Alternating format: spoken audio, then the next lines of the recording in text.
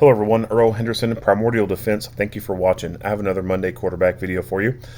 This video does not have a spokesperson for it.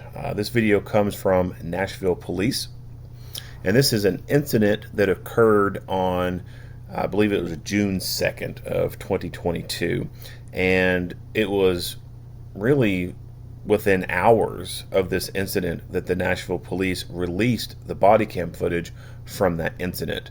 And my belief in why they decided to release the footage so quickly and not go through their normal process of having a person narrating what's going on and giving the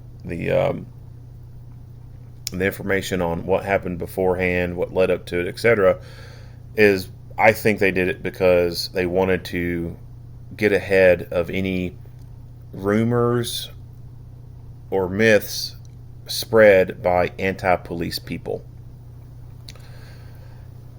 There are some agencies who appear to be doing that, and typically law enforcement doesn't always release a whole lot of details for their criminal cases.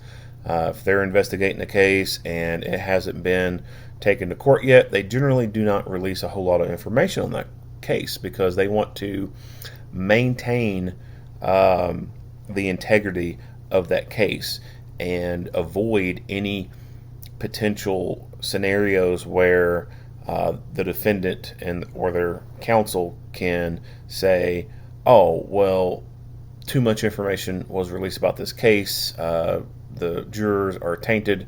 They were given way too much information before this ever got to trial. This person cannot have a fair trial." So law enforcement will typically avoid releasing a whole lot of details for that, and because also, they don't want to let the bad guys know what they do and do not know. For a case where no suspects have been developed yet, or there are some suspects, but they don't want to disclose what kind of evidence there is because they don't want the suspects to potentially destroy that evidence because they would like to catch them with it. Good example of that would be the Night Stalker killer. The police in that case had a shoe impression that he left outside an apartment window, and they did some hellacious detective work, and they were able to narrow that shoe tread down to such a unique brand and model of shoe that only a few places in the country even had it. And they purposely withheld that information from the public because they were worried that if the killer found out that they knew that this shoe was so unique, it could be like a fingerprint linking the killer to the crimes, that he would potentially destroy it. So there's a few reasons, like I said, why police will retain a lot of information in these cases and not disclose it to the public. But in instances like this, I believe that the reason why they're releasing the footage is to jump ahead of all the bullshit and get the public to see it right then and there before all these rumors start about, the police just went in and just started shooting this person for no reason. The person was unarmed, blah, blah, blah. And unfortunately, that happens in a lot of cases across this nation. The pregnant black girl that was claimed to be shot unarmed by the police. Well, that rumor surfaced and went around for a good minute before a still image from a body camera was released showing her holding a fucking gun. But by that time of them releasing it, that rumor had spread so far and so strong, there's a lot of people who still believe that. So in these instances, the police are having to, I don't want to say play damage control because there's nothing they've done that is wrong. They are having to do this to prevent the people from making up lies and spreading those lies. If you think about, this incident here, if they had waited, the normal several days to release footage, there could have been some crazy rumors released about, or not released, there could have been some crazy rumors started about this incident. People could have been saying, oh, the guy wasn't armed with a gun at all. They only shot him because of his skin color.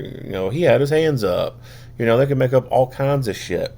And it could go far and go strong, and a lot of people would believe that. And then, by the time the police had gotten their critical incident briefing video together and then released it out to the public, well, those people have already latched on to something else. Their attention span is pretty short for a lot of things, and they could have already forgotten about this incident and wouldn't even care to watch the video because now they're focused on these other two things that are going on, and those people will forever and always remember this incident and the lies that were told about it and never know the truth. So, like I said, that's what I'm thinking the police are doing. They're jumping ahead of the rumor mills and putting this footage out there for everyone to be able to see right off the bat. That way they can say, hey, this was by the book. This guy tried to kill the police after he killed a security officer. And that's exactly what was going on. So the circumstances of this is a security officer working here at this Frugal MacDougal place, is a liquor store. Observed this person attempting to shoplift or shoplifting, one of the two, I can't remember the exact details, and escorted them out of the building to the parking lot. That person then went to another part of the building, and one news report described it as he was striking the building. So my take on that was he was doing something physically to the building, possibly trying to vandalize it, cause some kind of damage or something like that. And the security officer came outside and told him he needed to stop, and then that person attacked the security officer, took the security officer's gun, and shot and killed the security officer with their own gun. And then the person went inside the liquor store again and proceeded to go to the cooler and browse through the selection of beer back there. And then this is when the police come in. So the suspect is Randy Levi, age 40. He got into the fight with security officer Scott Meek.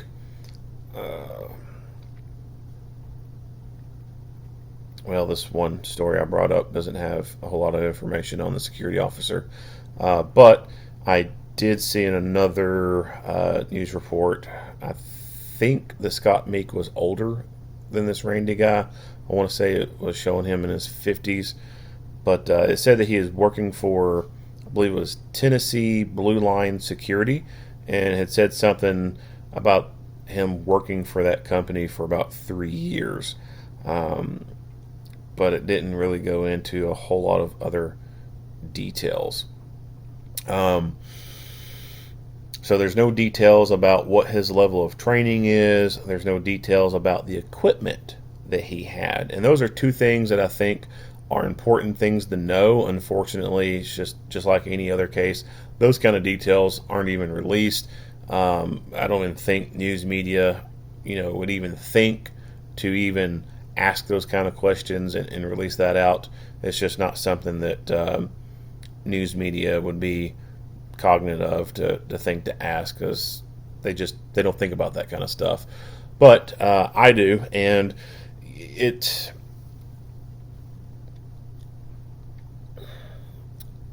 something that I guess you could say kind of plagues the security industry, using inferior equipment. So the gold standard for duty grade holsters is Safariland. That is known internationally as the gold standard holster for duty use. Unfortunately, it also carries a pretty high price tag on it. A good Safariland duty grade holster is going to be over $100, somewhere in the ballpark between $125 and $175. They're not cheap at all. And then you have some companies that produce holsters that they call their duty holsters, uh, and they are way cheaper. And when you take a security officer who's making, somewhere between $9 to $13 an hour, um, what do you think they're going to go with if they're having to buy their own gear? Are they going to buy the $150 holster, or do you think they're going to buy the $50 holster? Most people are going to buy that $50 holster and think that it's going to be just as good, when in fact it's not going to be just as good. There's a reason why majority of law enforcement and certain military units use the Safariland holster. It is a tried and true product. It is battle proven. It is street proven. It works. Other holsters have been proven not to be very good holsters, and that's the reason why people don't use the damn things. One holster that I see too often is the Blackhawk Serpa holster. This holster was banned by Los Angeles police, I believe it was. There's other police agencies that have banned this holster. Even the Federal Law Enforcement Training Academy has banned the Blackhawk Serpa holster because it's an inferior design. It's not a good holster. But there are still some police agencies out there whose administrators don't know any better, and they still buy these things because they're cheap. They're a lot more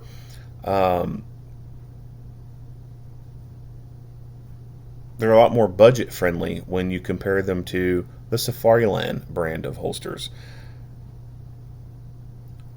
And when it comes to security officers who have to buy their own gear, or even these companies who have to, buy X amount of gear for employees working, the security companies don't have tax dollars to use.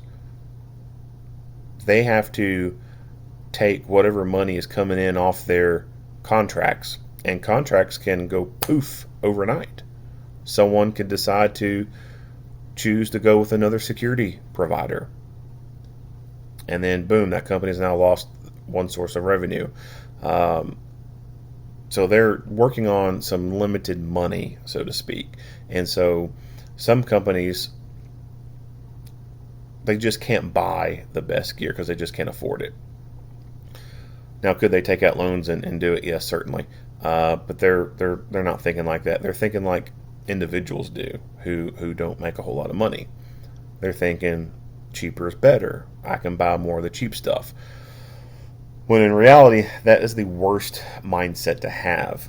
You truly get what you pay for. So, with that being said, I have no idea what holster this security officer was using. He could have had the best Safariland holster available, or he could have had a Serpa, or he could have had some type of paddle holster, or like a level 1 retention holster. I don't know. I have no idea what he had.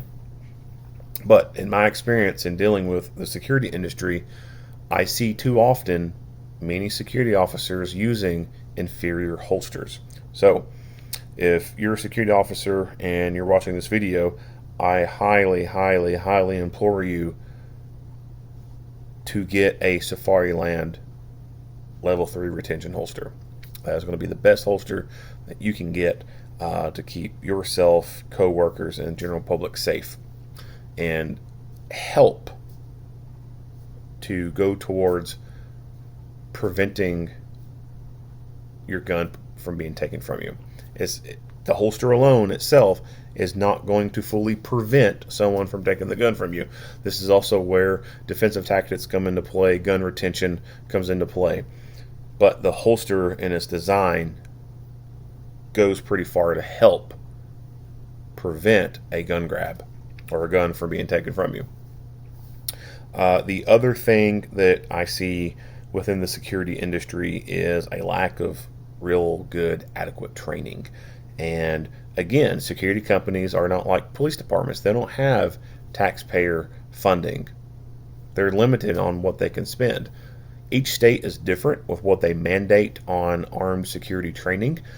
Tennessee does have laws in place that require people to go through a course to be working in the armed security industry.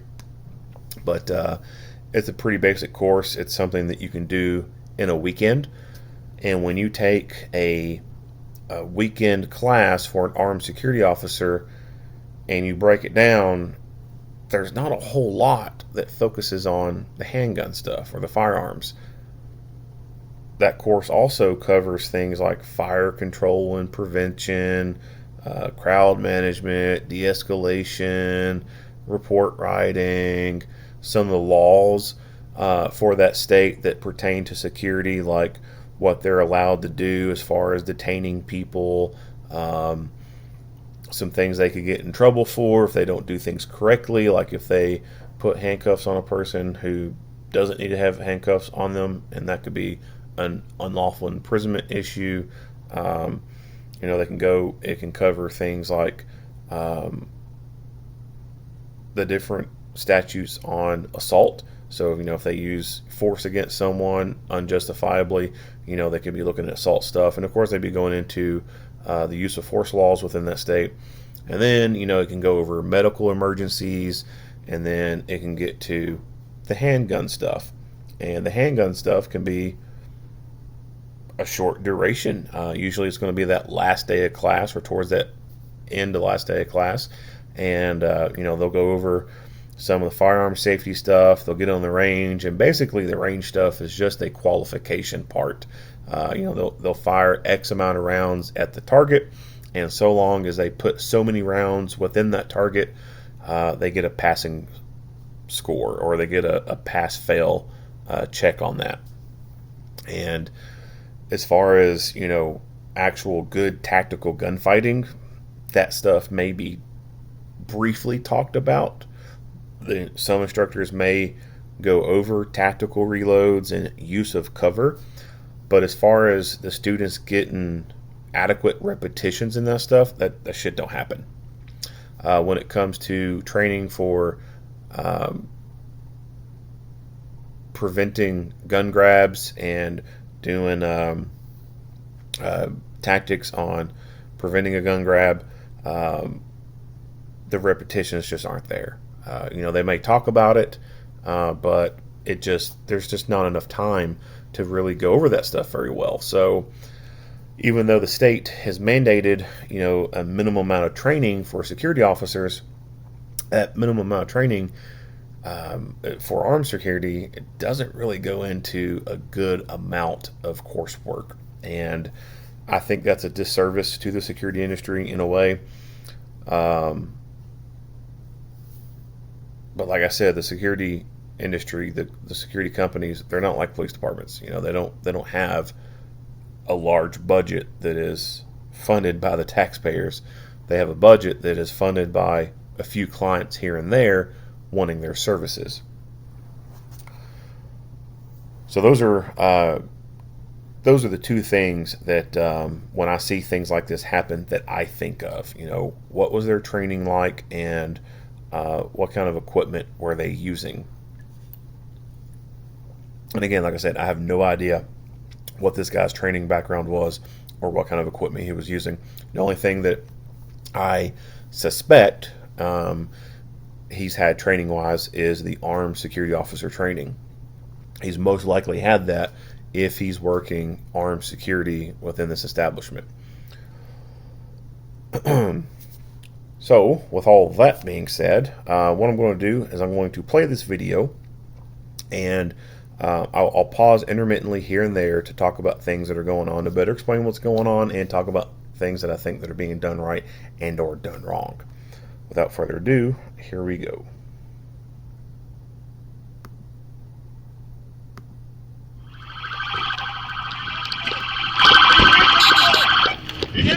All right, so we'll back this up. All right, so when I do pausing on this video, For the first part, everything's going to be blurry looking. I have not been able to pause it just right to get a still image. But right over in here, and I'll back it up again so you can kind of focus on this area over here where the mouse is circling at. This appears to be a person laying on the ground. And I suspect that this is the security officer laying on the ground. And I think that this is the manager of the facility that is over here with him, because I do remember a news report saying that the manager was out there with him. Let me back that up and you just kind of pay attention to that side of the screen.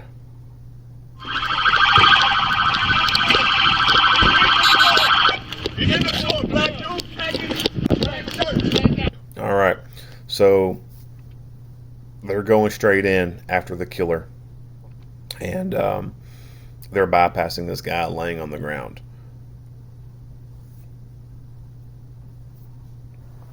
When it comes to situations like this, that's what you have to do. There is an armed threat inside this building. They have no idea what this dude's intentions are. He could be going in there to rob the place. He could be going in there to take hostages.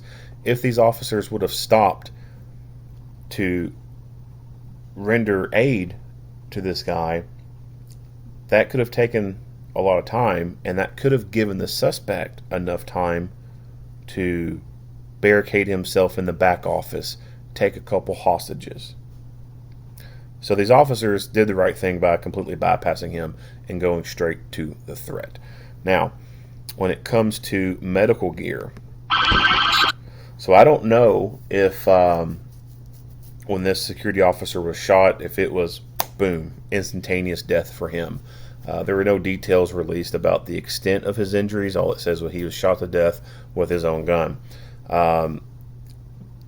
So where the physical fight occurred, they could have ended up here, and then the suspect got the gun and shot and killed him right there. Or the fight could have happened somewhere else. The gun got taken, he got shot, and then he stumbled this way and then fell down and was still alive long enough to be able to possibly render himself some self-aid and then expired. I don't know. I have no idea. Like I said, they didn't release those kind of details. But that does bring up the topic of self-aid in tactical combat casualty care. If you're going to carry a gun for a living, then you should also carry medical gear as well. If you're going to carry the tools to induce trauma, you should carry the tools to reduce trauma. If you carry a gun on a daily basis, then you recognize the fact that you could be involved in a gunfight. And by you being involved in a gunfight, that means you could be shot, or your partner could be shot, or your loved one could be shot. And you cannot rely on an ambulance to get there on time to save you. Just the same as you can't rely on another armed person to get there to save you in time. You have to carry some medical gear on you. I'm not saying you got to carry the whole trauma bag on you. That's impossible. But what you can do is you can carry the things that will treat the leading causes of death on the battlefield. So when we talk about tactical combat casualty care, this is stuff that started in the late 90s and really became battle tested, so to speak, during the Afghanistan and Iraq wars. So MARCH is an acronym used to describe the leading causes of battlefield deaths. And number one at the top is M, massive hemorrhaging. So massive hemorrhaging is something that is one of the leading causes of death on the battlefield. This could be due to small arms fire. It could be due to amputation of a limb caused by improvised explosives, artillery going off, whatever. Now, granted, all the data for this, all the data that drives the tactics includes things like rocket-propelled grenades, hand grenades, landmines, artillery, etc. Does that stuff exist within the continental United States? Not really, at least not right now. But small arms fire does exist. And you can be shot in the leg and be hit in the femoral artery, and you could bleed out in 90 seconds. So it makes sense to carry a tourniquet on you. That way, if you do get hit in the leg or you get hit in the arm or shoulder, then you have some medical gear. So if you're shot in the leg and you get a femoral hit, you got a tourniquet on you, you can apply that tourniquet on you and save yourself. If you got the mindset of, well, I'll keep the tourniquet in the car in case I need it. Well, what if, let's say, for example, he was able to provide self-aid and he had a leg shot. What if his car was all the way down there at the end of the store and the round hit his femur and cracked it or shattered it and he was unable to walk? Do you think he would be able to hobble on one foot or crawl to his vehicle and get his tourniquet out in 90 seconds before he bled to death? I don't think so. So this idea of keeping your medical gear in the car in case you need it is bullshit. It's just a talisman kind of mindset. Just because you have it somewhat nearby doesn't mean it's going to help you at all. It's the same thing with a lot of guys who got these truck guns, these truck rifles. Okay, yeah, I believe in taking a rifle with you to places, but you got to be realistic. Like, if you're inside a building, something happens, you're not going to be running out of that building, going to your car, getting the truck rifle, and then running back in and dealing with shit. Like, it's fucking fantasy land stuff. So, same thing with the medical gear. You're not going to, take a hit in the leg and potentially have your femur cracked or shattered and unable to walk and then get to your car in time before you bleed to death. It's not likely. So the best thing is to have it on you. So having the tourniquet on you is good. Having compressed gauze with hemostatic compound in it for like junctional wounds, packing those. Next would be your airway. Being able to manage an airway, occlusive dressings for the chest to deal with any type of chest wounds, decompression needles, stuff like that. So those few things right there, you can carry a very simple medical kit on you to address the big leading causes of death for the battlefield. And it won't take up a whole lot of space. You can put that medical gear inside a medical ankle holster and carry it around all day. You can get a pocket-sized kit to keep in your pocket, and it doesn't take up a whole lot of room, not very noticeable. So there's really, in my opinion, no reason why you should not have any medical gear on you if you work in the armed profession or you're an armed citizen. Like I said, if you're going to carry a gun for a living, then you need to carry some medical gear with you as well. But like I said earlier, I have no idea what his injuries were. It could have been a simple shot to the face as soon as the gun was taken from him, and there's nothing that he could have done to save himself. But I did want to talk about medical stuff because it is an important thing. So, moving forward.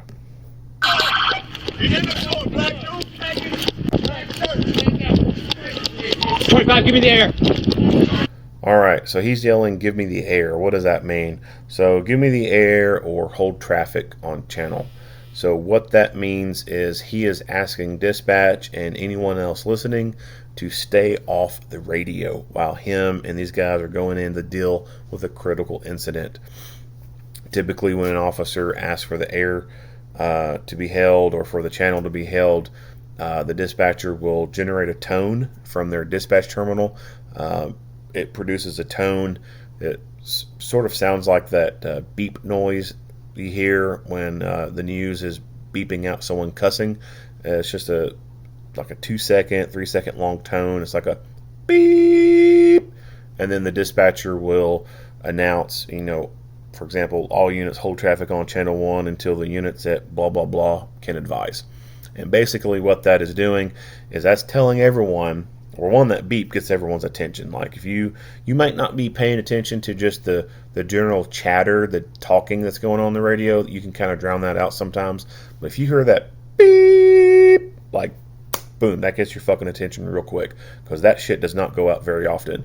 So you hear that, everyone starts paying attention to what the hell is going on the radio. If you was like in deep conversation with someone and you heard that beep, like that conversation fucking stops and everyone's listening to what the hell's going on. And then the dispatch says that, and then that lets everyone know, hey, stay off the radio unless you're on that scene. That way, Billy Bob over in the east side conducting a traffic stop on Grandma who didn't use her turn signal isn't eating up the radio waves when the people who are here in the hot zone need those radio waves and need to be talking. And then typically most agencies will have more than one radio channel to operate off of. So the standard procedure is once you hear that, everyone else who's not there, they just switch their radio to channel 2. And then if Billy Bob wants to make a traffic stop on the east side on Grandma who didn't use her turn signal, he can call that out to dispatch on channel 2. And the guys who are dealing with the fucking crazy killer inside the liquor store, they ain't got to listen to it. And if they need to get on the radio, Ricky Tick, then they can get on the radio real quick, and Billy Bob talking about fucking traffic stop isn't preventing them from getting on the radio.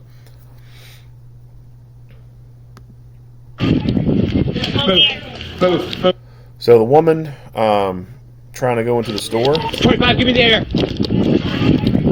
So he tells her to move.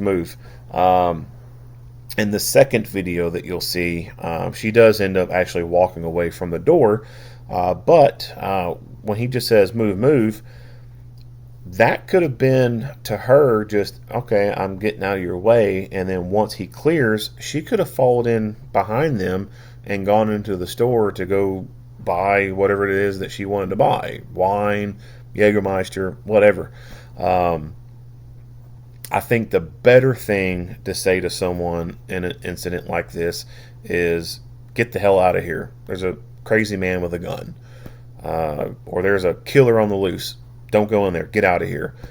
Just saying move is just kind of like, hey, get out of my way. And that still leaves it to interpretation. And that person said that it's okay to go in. It's just that, you had to go in quicker than them. And other than that, they don't think anything's wrong. So I think the best thing to do in something like this is, just be blunt. Just tell them, get the hell out of here. Don't go in there. There's a guy with a gun. Something to that effect. Whatever. Both.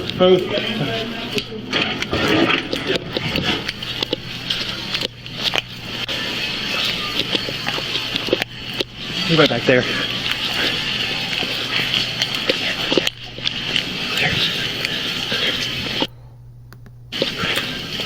Okay, so pistol. And in the other videos, you're going to see pistols as well. This is one of my biggest gripes when it comes to videos like this. Officers going into a situation where they know there's a weapon involved. They know a gun is involved, but yet they still decide to go into this scenario with a pistol only. That shit drives me up the wall. I cannot stand it. You never want to go to a gunfight with a pistol. If you know you're going to a gunfight, bring a long gun. A rifle or shotgun. Bring one of those. And bring your friends who have those as well. A rifle cartridge is going to outperform a pistol cartridge every damn day of the week. No contest. I don't care what kind of silly ass argument you can try to bring up. You're not changing science. You're not changing the facts, all right? Like, rifle beats pistol. The only reason why pistols are carried is because they're comfortable and convenient. You can go 8, 10, 12, 16, 24 hours in a day wearing a pistol on your side, and it doesn't really hurt. Now, accumulatively, all the shit on the duty belt, that can cause some pain after a while.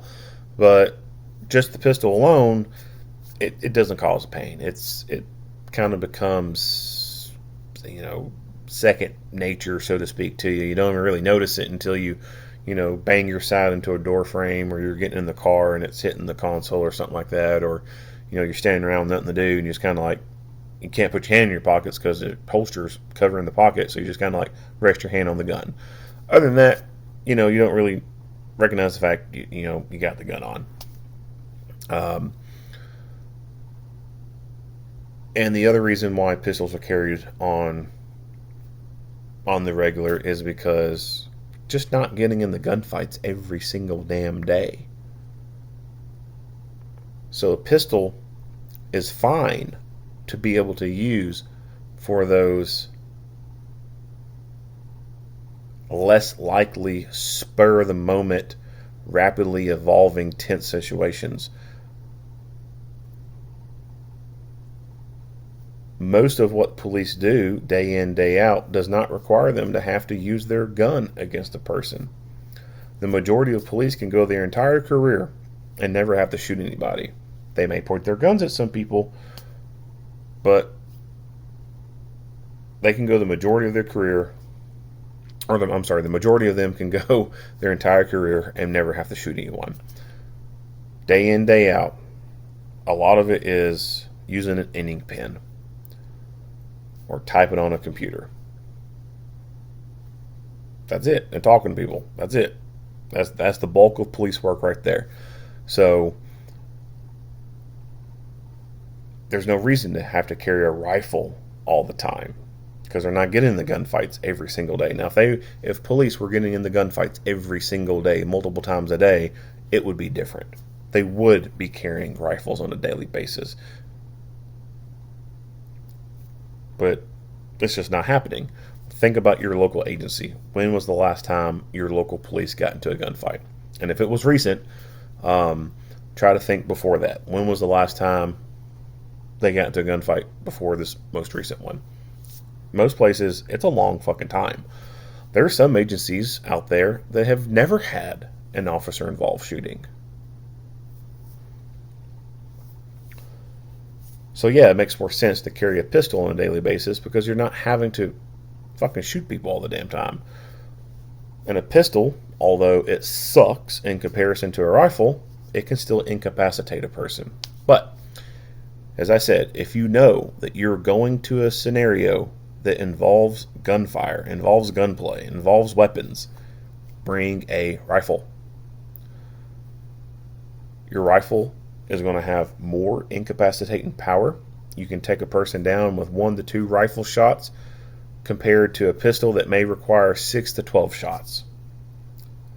Your rifle is going to be more accurate than the pistol. And you can engage targets at a longer distance and more accurately than you can with a pistol. The rifle just makes more sense for going into something where you know there's going to be a gunman or a person with a weapon.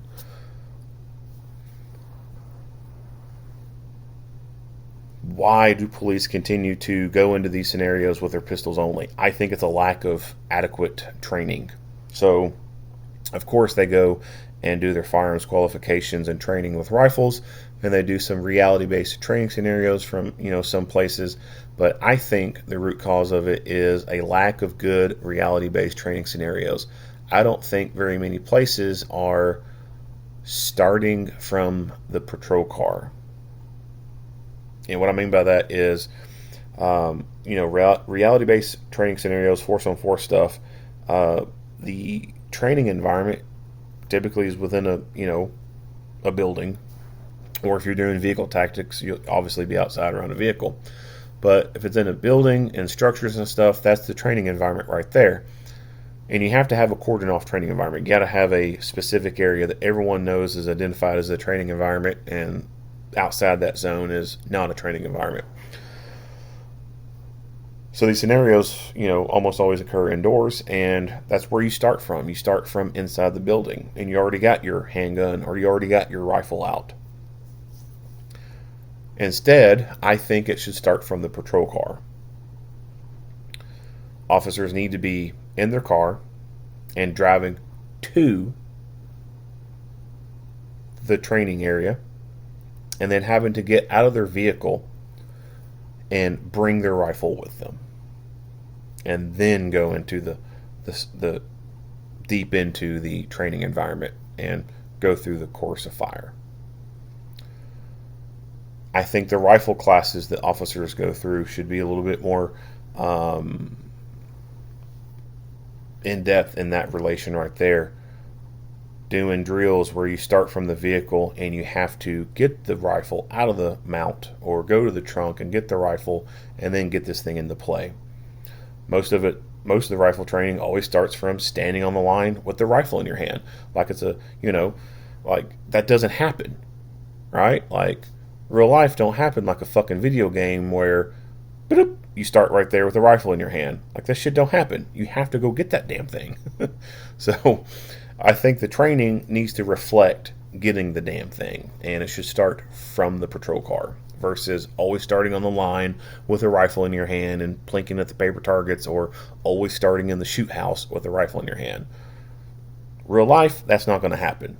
You're going to be in your damn car, going to it, and then you're going to have to get from your car to the thing. So that should be focused on more heavily. And I think from some areas, there is a lack of, a lack of good fighting mindset with the rifle, so to speak. And I think those are the reasons why we don't see a whole lot of officers getting out on calls where they should be getting rifles. And instead they're just going at it with pistols. But if you're watching this and you go to calls like with people with guns and all you do is you go at it with a pistol, you're wrong. Get your damn rifle. Now, with that being said, I don't know if these officers had rifles in their vehicles or not. I don't know anything about Nashville police. Granted, they're only an hour away from me. I still don't know anything about them. They might not have rifles in their cars. But if they had rifles in their cars, then they're wrong for not getting them. They should have got them out. If they don't have rifles in their car, then their administration and their elected officials are wrong. Their administration and their elected officials should ensure that they have patrol rifles in their vehicles for the safety and security of them and the public. If an administration is refusing to equip its officers or deputies with rifles, then that's a bad administration. There's really no good justifiable reason why officers should not have rifles. And if budget is one of the things that is being thrown up as, oh, this is why we can't give you rifles, we ain't got enough money, I call bullshit. You can get the money. Even if you can't really truly afford the rifles, you can most certainly afford shotguns.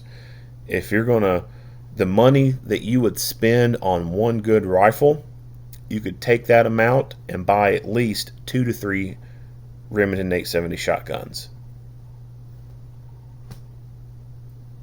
Like I said, the excuse of budget is bullshit. You can equip officers with long guns. You got to be motivated to do it. You got to have the mindset to do it. Some administrators they shouldn't be in their roles at all. So if you work for an agency or a company that doesn't give you long guns, I hate it for you. You need a new administrator. Anyway, I'll back this up a few seconds and hit replay.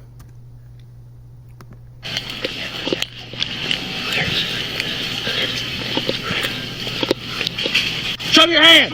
Show me your hands! Show me your hands! Drop the gun! Drop the gun! Drop the gun! Drop the gun! Drop the gun! Right now! Drop the gun! Drop the gun! Drop it! Drop it! Show me your hands! Show me your hands!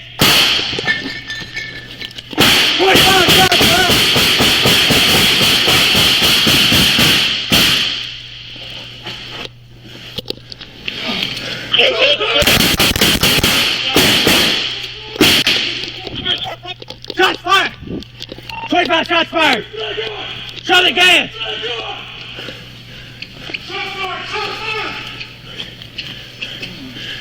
Do not reach for this gun! Take it! Yeah! Get your hand! All right, so we'll back this up. Out of your hand! Show me your hand! All right, so the suspect is right there. He's at this cooler looking through the beer, probably looking for a malt beverage, probably a Colt 45. As soon as this officer challenges him, boom. Show me your hand! He ducks down.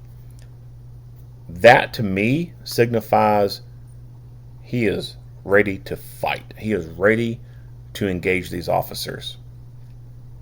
He's not giving up. He's taking cover. He's trying to set the odds up in his favor to where he can shoot one of these officers.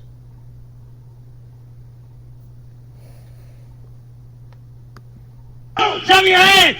Drop the gun! Drop the gun! Drop the gun! Drop the gun! So this officer yells multiple times, drop the gun, drop the gun, drop the gun.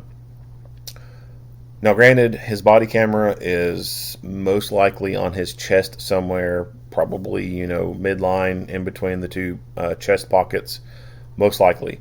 So that means, from that level up to his eyeballs is, a foot or more of distance. So although we can't see the suspect from this angle view, doesn't mean that his eyeballs can't see the suspect. I personally don't think that this officer could see the suspect over there. I think he was just going through the repetition of the verbal commands, hoping that this guy would, throw the gun out in the open in the view. I think that he does not gain a visual of him until he gets up here to this counter area, because then his verbal commands change from drop the gun, drop the gun, drop the gun to show me your hands. And you can kind of see the movement of the camera when his body moves. That kind of indicates to me that he can then see him once he gets up to here. But from here, I don't think he sees him. But I could be wrong on that. Drop the gun! Right now! Drop the gun! Now, I will say, if he could see that this dude has a gun in his hand and he has not shot yet, then he is fucking wrong. Yeah, like, if you see if you see a person who has just shot and killed someone and they're holding a gun and they've refused your command the first time to drop the damn thing, hell no. Do not waste your breath on that person. You are giving them more time to fucking kill you. You're giving them more time to calculate and think about how they're going to fucking kill you. If someone's killed a person with a gun and they're still holding that gun, and you can see they're holding that gun and they refuse to drop it on your first verbal command, fucking light their ass up. It is fucking green light. Like I said, I don't think this officer could see him. I think he sees him when he gets up to here. Drop the gun! Drop it! Drop it! Show me your hands! Show me your hands! Show me your hands! Show me your hands! And then you could see the plume of the gun smoke coming out of the gun right there. So this dude was basically waiting to ambush the officer when he came into view. Hey! Show me your hands! Show me your hands!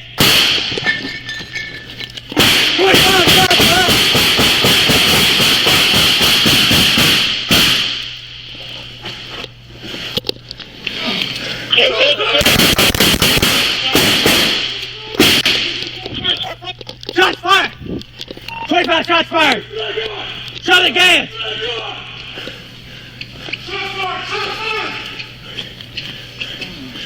All right. So the other thing I don't like, this officer right here crosses over this way to go to the suspect, And this officer here with his gun doesn't do anything as far as going muzzle down or muzzle up to avoid crossing him with his muzzle.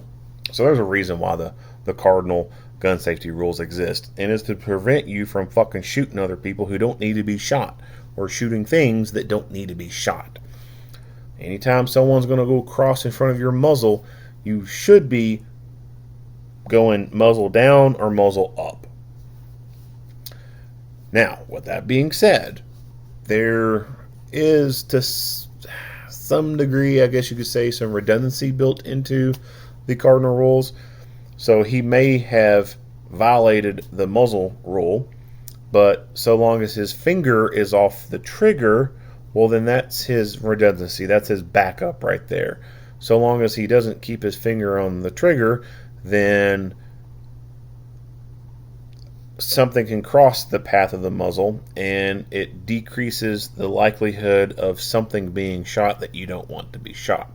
Now, if he was breaking both of those rules at the same time, then that highly increases the chances of you shooting shit that you don't want to shoot, or shooting people that you don't want to shoot. Realistically speaking, can you always 100% keep your muzzle away from things that you don't want to shoot? No, not really. If you were to put a special, laser cartridge thing in the bore of your gun that was constantly on, and filmed yourself doing draws and stuff like that, you're going to find that inevitably you're going to muzzle yourself during this drawing process. If you're on a second story floor, when you pull your gun out of the holster, your gun's pointed down, and if there's people below you on the first floor, that laser beam, if you could show it, x-ray style, it's going to be crossing one of them, touching one of them. If you're in a structure and you unholster, the laser beam from the gun could trace along the wall as you're going towards the target, and if you had x-ray capability for this filming that you're doing, you could see that laser beam would cross over people who are in the other room over there. So can you 100% keep your muzzle away from things that you don't want to shoot? No, you can't.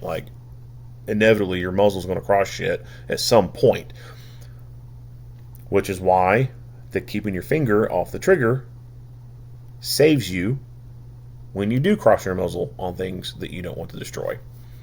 If you break both of those rules at the same time, that increases the chances for bad shit happening.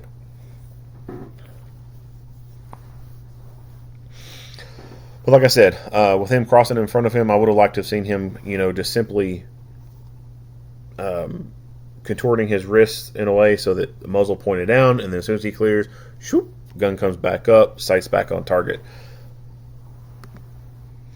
Do not reach for this gun. Hey! Yeah. Yeah. Alright, so the officer with the cuffs has put his gun away to get the cuffs out, and then this officer who is shot is holstering the gun. I'm not a big fan of that. Just because one gun is out in the open and is visible doesn't mean that that's the only gun at play here. This guy could have another gun on him. So, until he is fully in cuffs, this gun should have been pointed right at his fucking head. That way, if he decided to become a lethal threat again,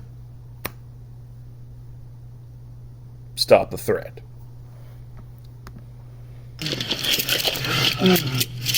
Get your hand!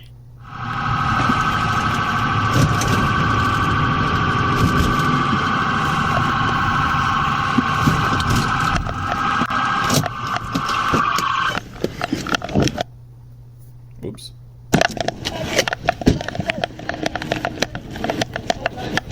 Black shark tracking. He's out of there. Yeah.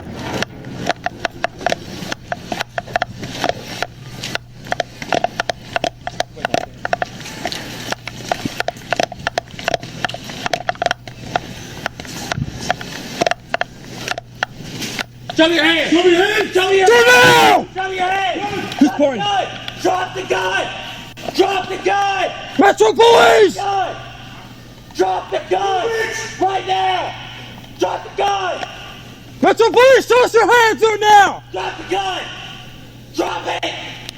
Drop it! Show me your hands! Show me your hands!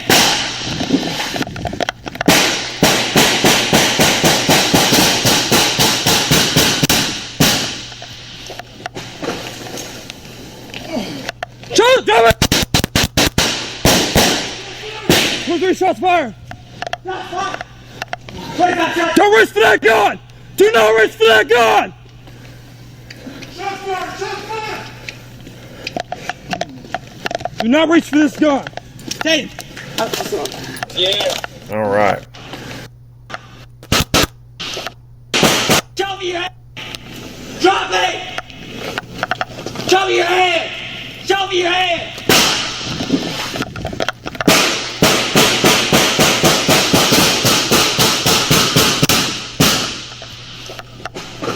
So, gunfire is going on. Initially, he dropped back, right? Like, I think that would be a natural reaction, kind of duck back a little bit. But as this gunfire is going on, he's moving forward. I like that. The first guy, not only did he duck back, but he went really far away from the area that he was at. He eventually came back, but he went pretty far away from it. This guy, he ducked back long enough to get in behind cover. Gunfire's going on. He is moving towards the threat. I like that. And then this dude becomes visible. See if I can back that up and get a good freeze frame.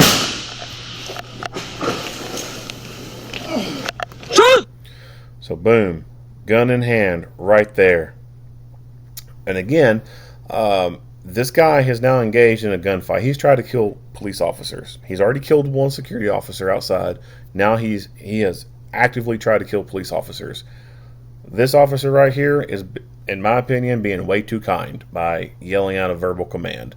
At this point, verbal commands out the fucking window. If he has to talk at all, then he needs to be talking to his partners, communicating with his team. As far as communicating to this guy, nope. This dude chose the fight, and the fucking fight is what he's going to get. So the minute he saw him, it should have been instantaneous shooting. This guy is obviously an armed threat, gun in his hand. He is trying to actively kill police officers. So, like I said, green light. Shots fired! And you can see that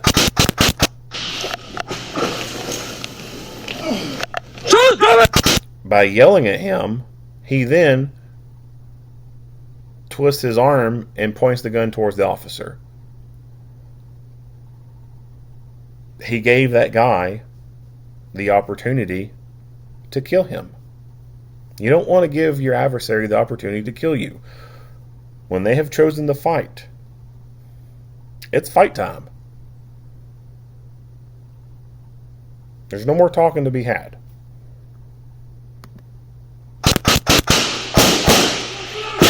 Shots fired! Don't reach for that gun! Do not reach for that gun! Now, he saw the gun on the ground. The dude's not holding it. Now is the appropriate time to be given verbal commands. And if that guy reached for that gun, then absolutely, green light. Shots fired! Shots fired! Do not reach for this gun! Hey! Yeah! Here!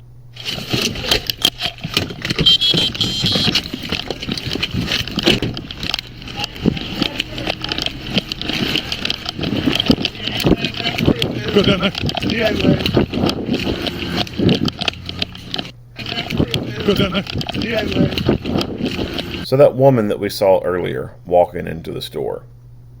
So it had been like a couple minutes, I think, that it took for these officers to get to the scene. So the exact time frame I'm not aware of, so I don't know when the security officer had been shot and killed, and the time in between that and when the 911 call made, and then the time between officers arrive on scene. But I do, like I said, I think I recall hearing that the officers, once the call came out, they were there within like 3 minutes or something like that.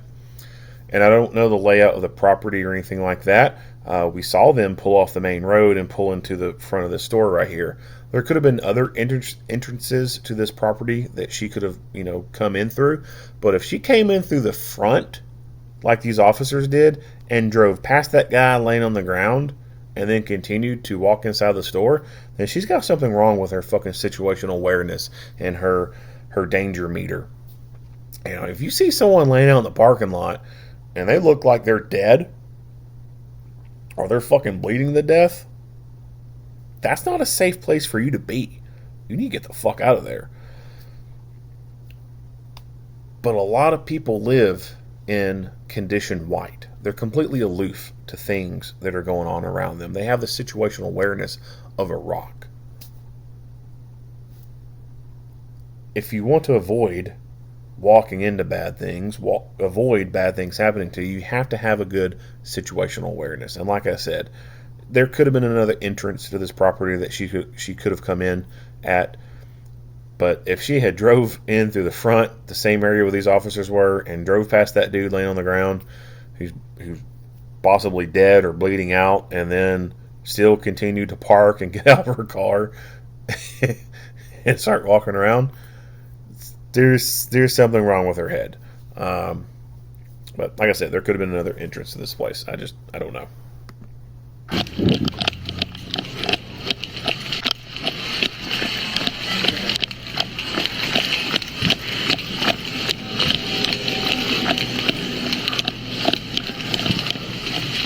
Show me your hands! Show me your hands! Gun!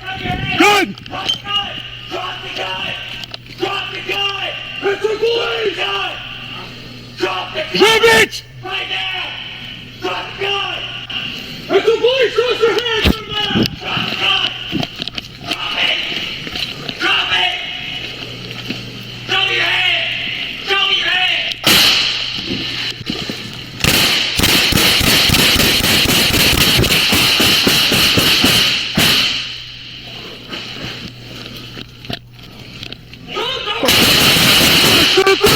Stop there!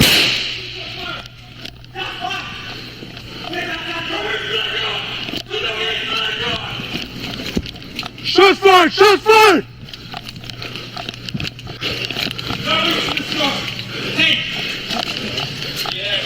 All right. So we'll back his up. Show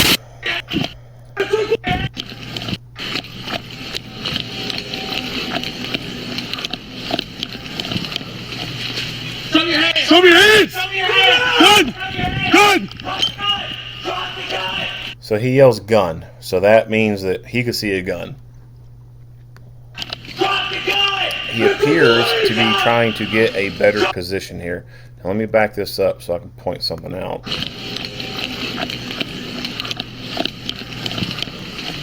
Okay, pay attention to this shelving right here. There's product on this lower shelf and then product on the higher shelf. There is a gap, an opening right in here. So when he comes up to this shelf right here, I'm going to say that it's very plausible that his pelvic region is within this open area right here. So if the suspect decided to fire from around his cover over here towards where this officer is going to be at, his pelvis region is totally exposed in this open area right here. So the better thing for him to have done is once he got over there and saw the guy had a gun and ducked down, is for him to duck down as well and maximize his cover with this product down here. Is this good cover? I mean, not really, but there's nothing really anywhere else in this damn building that's going to provide good cover. These large pallets right here full of product, those probably offer the most optimal amount of cover within this building. But eventually, enough rounds, you're going to be able to shoot right through the damn thing. Once you fire some rounds in these cans and deplete them of all their liquid, you're eventually going to be able put rounds through all that, empty aluminum and hit what's on the other side. But this over here can still provide cover. I mean, these are probably a mixture of glass and aluminum containers filled with liquid. They're going to stop rounds. Now, they're not going to stop rounds all day long like a big-ass rock or a big tree or a big hill, a big concrete divider, but they're still going to stop rounds. And the time frame of the typical engagements that occur, it's going to be enough to stop whatever this guy's going to be throwing at them. But standing here and aiming over the top of this while his pelvic region is exposed is not the best thing to do. I think the best thing that he could have done was duck down, take a kneeling position in behind this lower product over here, and maximize the cover that he has available to him. It's kind of like how I see people doing these felony traffic stops, and they're standing behind the door, but their waistline up is exposed essentially through the glass of that door. Like you're only protecting your pelvic and your dick area standing. Actually, you're not even really protecting yourself standing behind the damn car door, because rounds go very easily through them. But still, like I said, standing behind the car door and then your upper region being exposed through that easily breakable, penetratable glass seems kind of goofy. And so I kind of see it like this too. Like he's standing here and his pelvic region is fully exposed to be able to take rounds. Show me your hands! Show me your hands! Show me your hands! Good! Drop the gun! Drop the gun! Drop the gun! Now you see him readjusting himself, trying to get a good line of sight on this target. And there's just a lot of product in the way. Personally, the way I think of it is this stuff is expendable. If you need to push this shit out of the way to get yourself a better line of sight, then by all means, do that. Maximize your battle space for you. This place is insured. This stuff can be replaced. You can't. So if it comes down to you having to knock a bunch of shit off a shelf so that you can aim at your target better, then do it. Knock that shit off the shelf. Who cares? I mean, some alcoholics might be a little sad. They might scream, alcohol abuse, but yeah, by all means, objects are replaceable. If you need to push this crap out of the way, push it out of the way. Let people, whine and deal about it later. In the moment, fuck it. Boys up! Drop the gun! Bitch! Right now! Drop the gun! Drop the gun! Bitch! Right now! Drop the gun! It's the police! Raise your hands right now! Drop the gun! Drop it! Drop it! Okay, so the other officer is right over here. So now this is a potential crossfire kind of scenario. Crossfire is not good because that means it's going to be friendly fire, and friendly fire is not friendly. Unfortunately, sometimes the good guys accidentally kill good guys. This is called friendly fire or fratricide. This happens in the military, this happens in law enforcement. It's bad enough when an officer is lost in the line of duty. Society is at a disadvantage when it loses officers. It's a bad day, it's a sad day. But it's even worse when that officer is killed by another officer. That makes it way worse. For the public, it doesn't instill a whole lot of confidence in the public when their police are accidentally killing each other. Within the agency itself, it can cause some issues. One, that person is having to deal with that and live with that, have that Mark of Cain feeling for the rest of their life, but for the rest of the time that they're employed there, it's always going to be in the back of their head. If someone looks at them a certain way, they're going to be thinking, that person knows, and they're judging me. They're looking at me like this because I killed Bob. Some of the people who work there, will have a lot of resentment towards that person. Will not want to include them in things anymore because they killed Bob. It can just cause a lot of issues. And the biggest, most important issue is the loss of life itself. It's never a good day when the good people die. It's never a good day when the police die. Society becomes diminished when police officers die.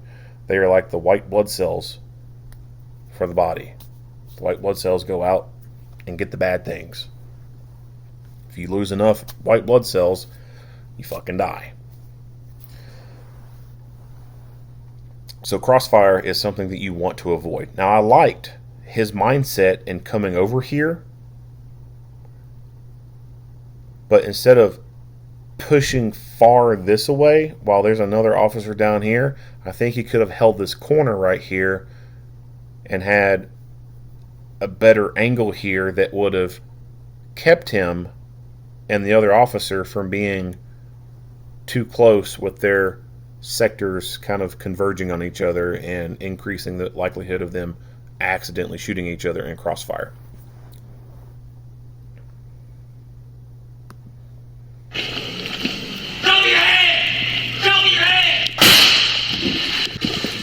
So the shots fired. When the shots fired, these two officers over here back out of the way.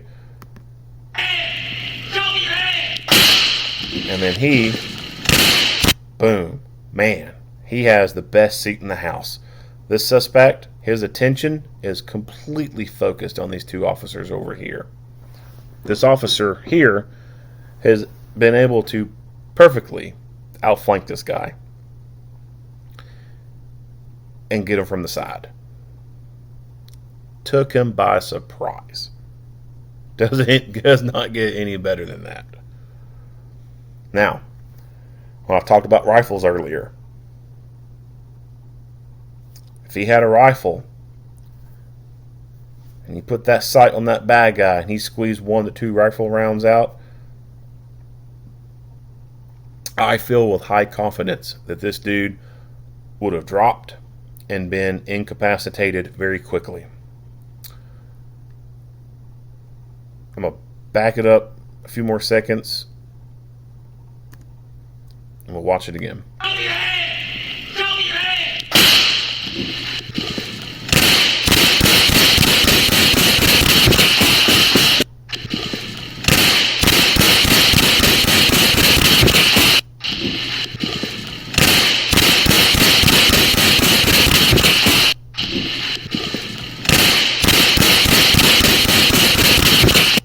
So the suspect returns fire at this officer. And you can see it when the suspect returns fire. One of his rounds hits one of these cases of beer over here. You can kind of see the beer explode and mist outward some.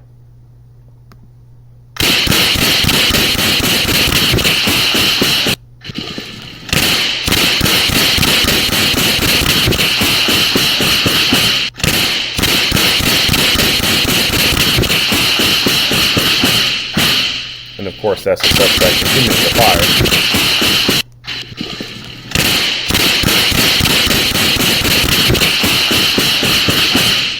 But yeah, like I said, if this officer had a rifle or a shotgun and he got the drop on that dude like that, 1 to 2 rounds, I think, would have been the game stopper there. I feel that if he had been able to get a rifle into play and put a good round in through that thoracic cavity of that target, that it would have fucking knocked his dick in the ground, and he would not have been able to return fire like he did. So Officer Lucky is fucking lucky that the suspect returning fire at him didn't hit him. Show me your hands!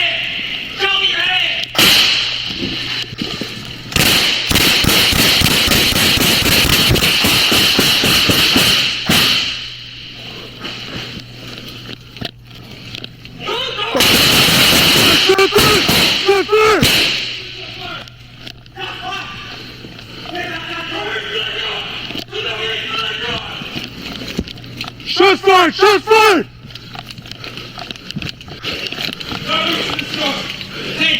All right, so that's it.